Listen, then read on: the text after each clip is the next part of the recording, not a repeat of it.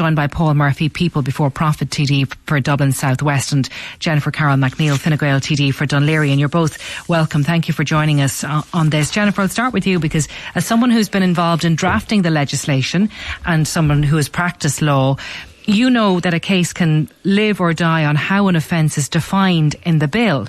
And this bill says that hatred means hatred against a person or a group of persons.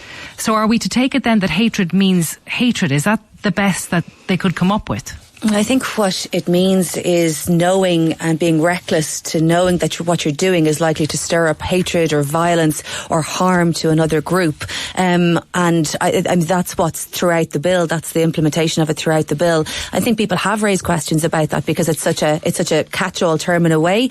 And there are people raising questions about, will that be clear enough for prosecutions? And I think that is something that we can talk more about through committee stage and so on. But I think if you look at that definition along with the implementation of it throughout the bill and how it is applied, I think it's much clearer. But I do accept that looking at that on its own, Claire, is difficult. But throughout the bill, it's very clear that this is about knowing that what you're doing is likely to stir up hatred. It's likely to cause harm to people with protected characteristics, whether that's race, whether that's sexual orientation, whether that's particular, descent, and doing that in an intentional way. So you accept that some work needs to be done on the definition of hatred? I think it does. I think that, I've spoken to a number of groups in the last number of weeks, the LGBTI groups, the representatives of the Jewish community, the ICCL. I think it's something that needs to be teased out and really tested at committee and report stage. But that's okay. That's what those stages are for. And if it is that it does interact sufficiently with the other elements of the bill, then that's okay too. But that is the point of committee and report stages, to be able to tease out the implementation of that. Now, we did have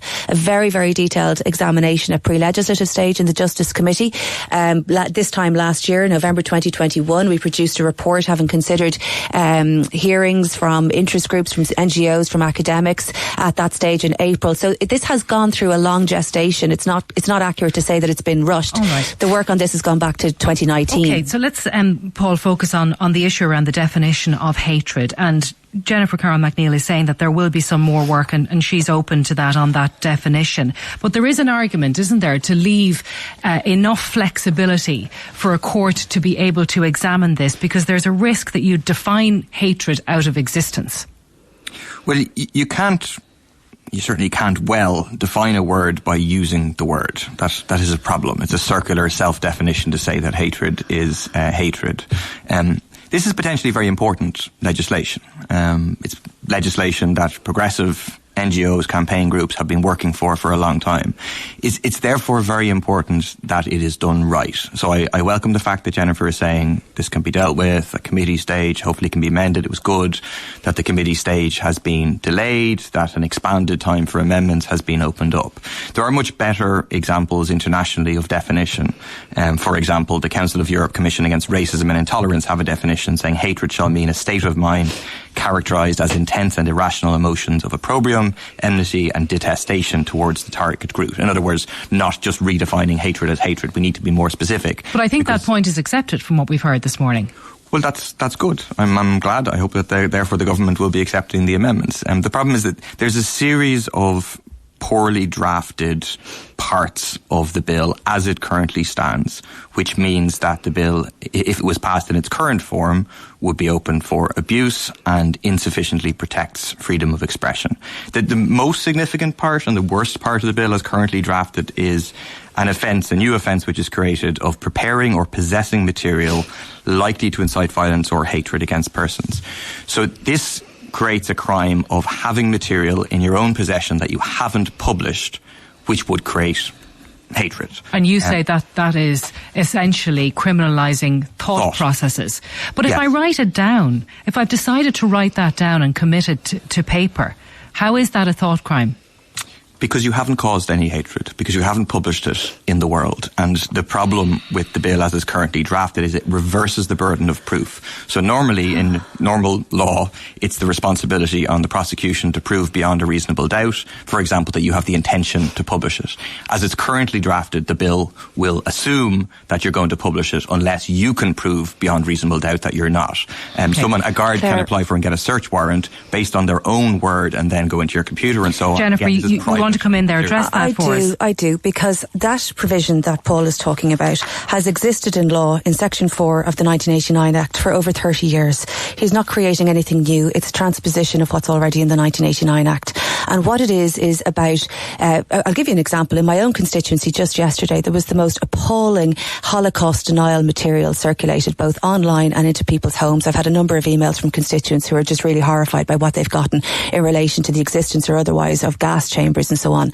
Now, somebody wrote that down. They ultimately published it, but they wrote it down and they kept it on their computer and they've ultimately published it. Now, the difficulty where the Gardaí would deal with something like that, by way of example, is look at what has happened before. Look at if this is part of a pattern. Look at what it's about a reasonable interpretation of whether this is likely, going to be inciting hatred or not. But it is something that has existed in law for 30 years.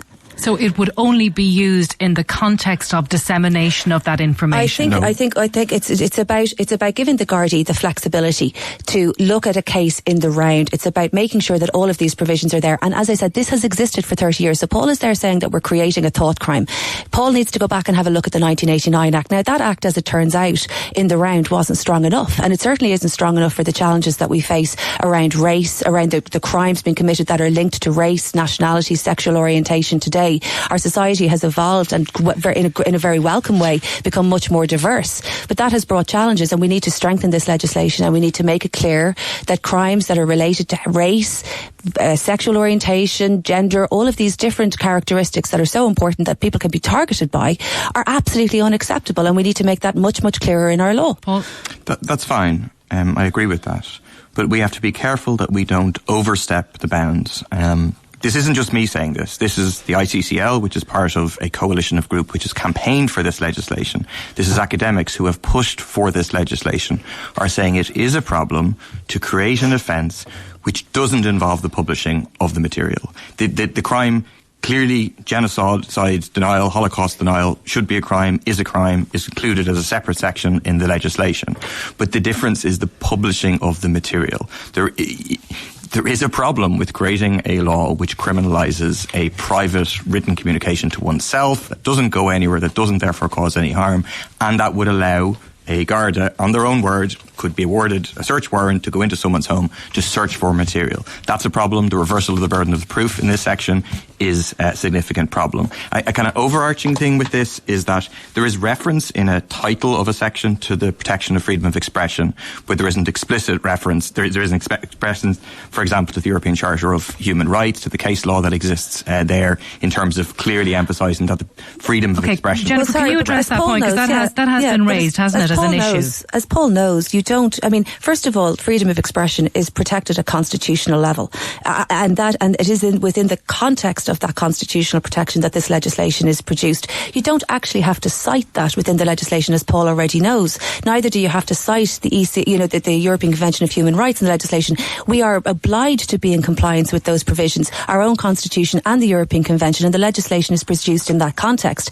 Minister McEntee has said at every stage this is about balancing rights. Even the Constitution says freedom of expression is not an absolute right. It's about balancing it with the rights of other people. And this legislation sits within that. Now look, this is a test that people struggle with right across Europe. I mean, there are many, many countries that have this kind of legislation, and you have to get the balance right between freedom of expression and not allowing freedom of expression to be used in racist or hateful ways that actually damage and hurt other people. So I think this legislation straddles that very carefully, but these are detailed conversations that we had at pre-legislative stage. It is a good thing, in my view, that there is debate within the academic community, that there's debate within the civil society community, and that we're able to listen to that in the Oireachtas, have pre-legislative scrutiny and come up with our own interpretation of where the balance needs to lie. Jennifer, just pulling back from the detail a little bit, I was reading a piece which was published on the RTE website, written by two academics at UCC, Elizabeth Kiley and Katharina Swierak, and they were saying that, asking the question, does hate crime legislation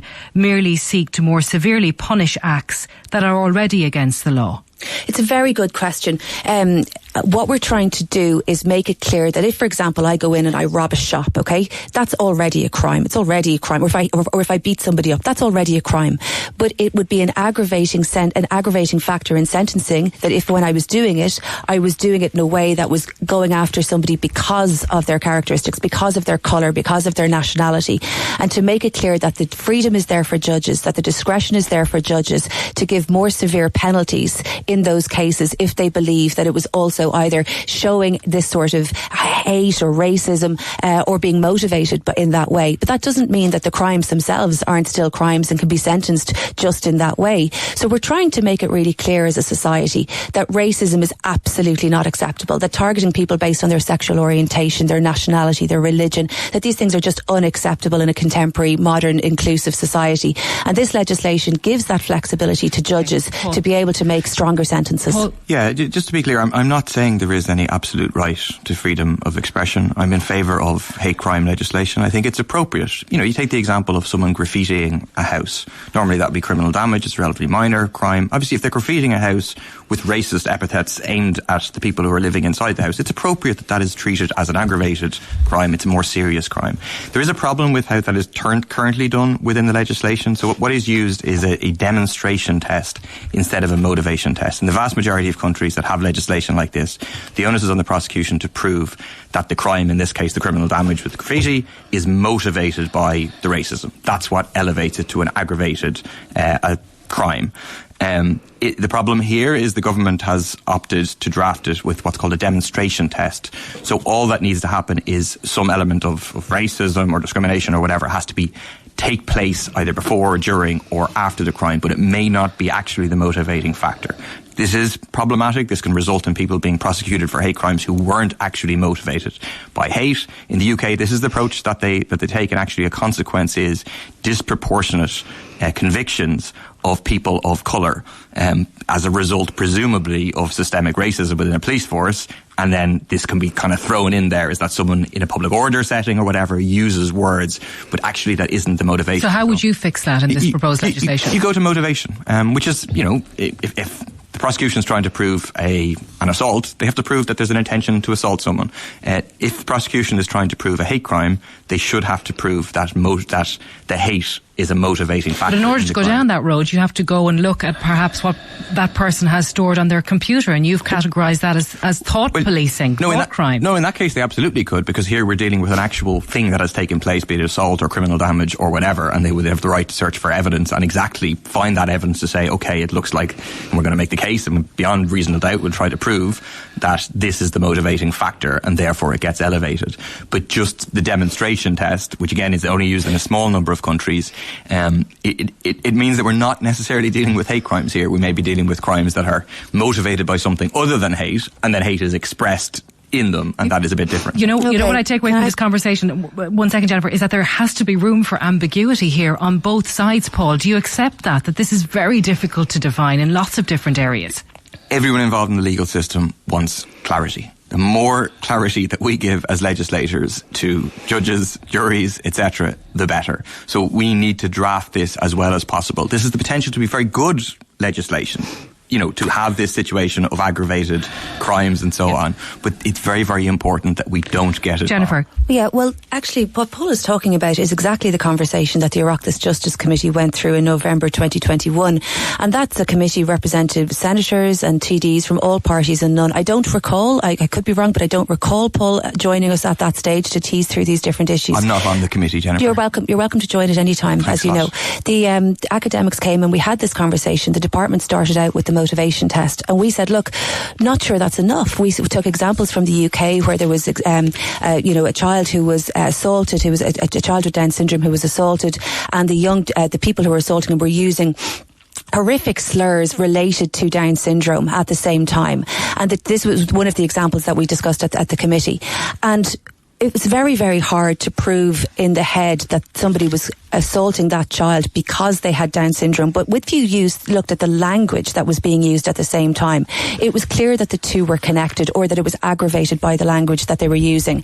So we decided as a committee, from all parties and none, from the Dáil and the Seanad, to move to a demonstration test. And that was our recommendation. That was the recommendation of the elected people from all the different parties, recommending to the department that they use a demonstration test instead, to make it easier for An Garda Síochána to be able to prove things were motivated by hatred, and to allow the discretion for the judges to add to sentences if necessary. Now, that is something that was supported by all the parties. We had second stage there 2 weeks ago in the Oireachtas. It was supported by nearly everybody in Dáil Éireann, apart from Paul's party and a few others. The major political parties supported that move. And it's true, it is a difficult balance to straddle, and we are trying very hard to get this right. But this has been considered deeply at every stage, both within the department, at civic society level. The Oireachtas committee made its decision about the balance that should be struck. That's something that Paul has argued against as well, that it has been considered carefully, because you were concerned, Paul Murphy, that this was being rushed through the Dáil. Do you still believe that that's the case? No, they've withdrawn from the rush, which is great. Because actually, while it's true that the likes of Sinn Féin, Social Democrats, Labour voted in favour of the legislation in second stage, they all also raised significant criticisms and problems with it as it's currently drafted.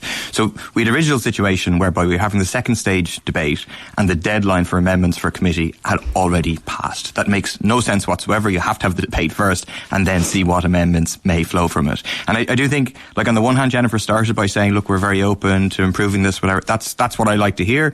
But then on the other hand, she's saying, we've already done all of this. The committee looked at it. We're happy with it. Well, okay, but either you're willing to accept the people who campaigned for this are raising significant problems with the legislation. Either you're willing to listen to those and to improve it, to try and make sure we have good legislation, or you're going to stick with problematic legislation. I don't think misrepresented in that way. We took a major decision around the structure of the bill at committee stage. Now, let's be clear about how slow this bill has been, actually. This started with public consultation in 2019. There were over 4,000 responses, individual and NGO-based responses.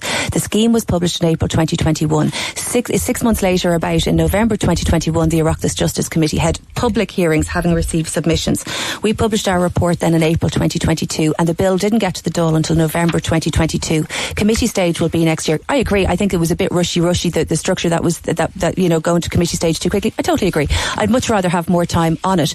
But I have spoken to as many of those groups as you have, Paul, and what I'm hearing back from them is, actually, some of them are saying do it faster. They just want to get it on the statute books. Some of them are saying we need more clarity. We need you to put in more in relation to this. Some of them are saying, raising questions as you did about the specific definition of hate. But don't try and use that one piece of the bill to allude to the fact to an idea that they're all somehow against it or they're not. This is very warmly welcomed by the different NGO groups, by the different academics, and this needs to be progressed in the right way. But it also needs to get enacted, and we have had the debate about motivation demonstration. A really brief response. I'd read your briefing for the Coalition Against Hate Crime. We have identified a number of provisions in the legislation which may be problematic, and they outline their key concerns.